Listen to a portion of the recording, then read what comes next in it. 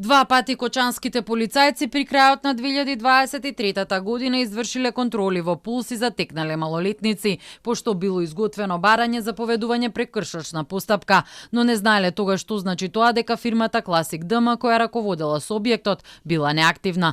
Ова денеска го сведочија двајцата полицајци и командирот кои се обвинети дека при контролите не постапиле во согласно со пропишаните правила и во записниците навеле неактивно правно и одговорно лице.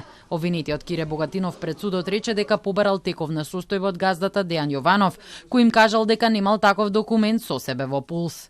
Во тој момент не сум забележал дека статусот бил активен или неактивен и нормално дека немало да пишеме прекршочна пријава ако правниот субјект е избришан. Може да кажам дека до денот кога ми беше поднесена кривична пријава не сум знаел што значи статус активен, односно неактивен. Обврска било на административните службеници во полициска станица да побараат тековна состојба од Централниот регистар при изготвување на барањето за поведување прекршочна постапка. Горан Лазаров сведочеше дека при друга контрола Јованов Деко воопшто не сакал да соработува и не се ни потпишал на записникот. Тој одби да се потпише. Никаква соработка од него немаше и ние се повлековме од угостителскиот објект.